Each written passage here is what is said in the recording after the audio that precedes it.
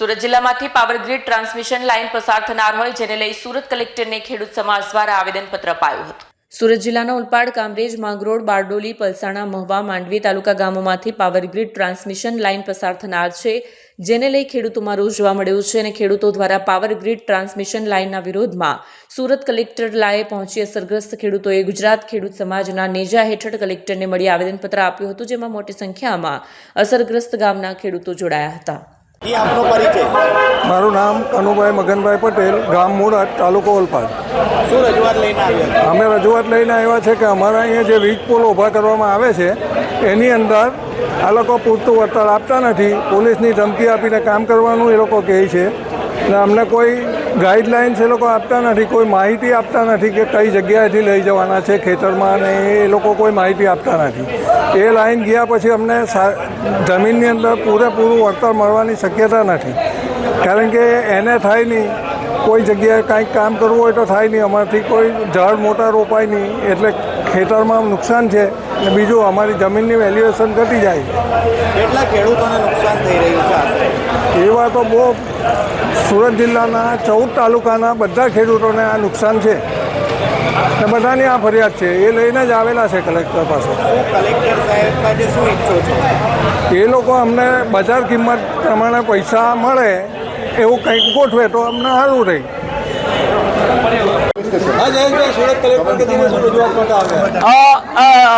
ગુજરાતના 20 જિલ્લાઓમાં અદાણી અને અંબાણી 765, 880, 800 અને 440 કેવીની ટાવર લાઇન નાખવા માટે સક્રિય થયા છે અને ગુજરાત સરકાર અને ભારત સરકાર, કારણ કે અંબાણી અને અદાણીના પ્રોજેક્ટ છે એટલા માટે વહીવટી તંત્ર અને પોલીસ તંત્રનો ગેરઉપયોગ, દુરુપયોગ કરીને ખેડૂતો ઉપર દમન કરે છે। કલેક્ટરો, જે 20 જિલ્લાના કલેક્ટરો છે, એ કાયદાનું ખોટું અર્થઘટન કરીને ખેડૂતોની વિરુદ્ધના જજમેન્ટ્સ આપે છે। આ બધી વાતોને લઈને અમે આજે સમગ્ર ગુજરાતના 20 જિલ્લાઓમાં આ પ્રકારની કેમ્પેનિંગ ચાલુ છે। એના ભાગરૂપે ખેડૂત સંઘર્ષ સમિતિ અને ખેડૂત સમાજ ગુજરાતના નેજા હેઠળ અમે આજે સુરતના કલેક્ટરને મળવા માટે આવ્યા છે। એમાં મહુવા તાલુકો, બારડોલી તાલુકો, કામરેજ તાલુકો, પલસાણા તાલુકો, ઓલપાડ તાલુકો, માંડવી, માંગરોળ તાલુકો, આ જે તાલુકાઓમાંથી જે ટાવર લાઇન પસાર થાય છે એને લઈને જે કલેક્ટરો દ્વારા ખોટા ઓર્ડર કરવામાં આવ્યા છે, એક તરફી રીતે ડીએલવીસી બનાવવામાં આવી છે, એ ઓર્ડરો રદ કરવા માટે અને ડીએલવીસીના ઓર્ડરો રદ થાય, ડીએલવીસીનો જે હુકમ કર્યો છે એ પણ રદ થાય, એ પ્રકારની રજૂઆત કરવા માટે અમે કલેક્ટર શ્રી સમક્ષ આવ્યા છીએ।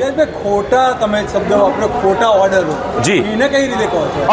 1885માં ટેલિગ્રાફ એક્ટ બનાવવામાં આવેલો, જે અંગ્રેજો દ્વારા ટેલિફોનના થાંભલા નાખવા માટે અને ટેલિકોમ્યુનિકેશન સિસ્ટમ ઝડપથી થઈ શકે એને માટે 9 ઇંચના કે 1 ફૂટના થાંભલાઓ ઊભા કરીને જે ટાવર લાઇન નાખવામાં આવતી હતી એને માટે આ કાયદો બનાવેલો। 2013માં જ્યારે જમીન સંપાદન કાયદો બનાવ્યો અને એ 1/1/2014ના દિવસે જ્યારે અમલવારી થાય ત્યારે આ બધા કાયદાઓ રદ કરવાના હતા। એના ભાગરૂપે 2024માં ટેલિગ્રાફ એક્ટ 1885 નાબૂદ થઈ ચૂક્યો છે।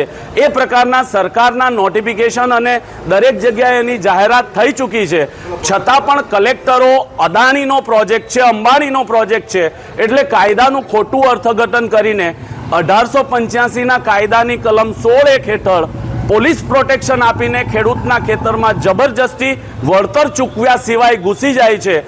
એ બાબતથી વાકેફ કરવા માટે અમે કલેક્ટરને આવ્યા છે, કલેક્ટરશ્રીને એ વાત કહેવા માટે આવ્યા છે કે 1885નો કાયદો રદ થયેલો છે। 2003ના ઇલેક્ટ્રિસિટી એક્ટ હેઠળ ખેડૂતને નોટિસ આપવામાં આવે છે, પણ કામ 1885ના કાયદા હેઠળ કરવામાં આવે છે, એ ખોટું છે।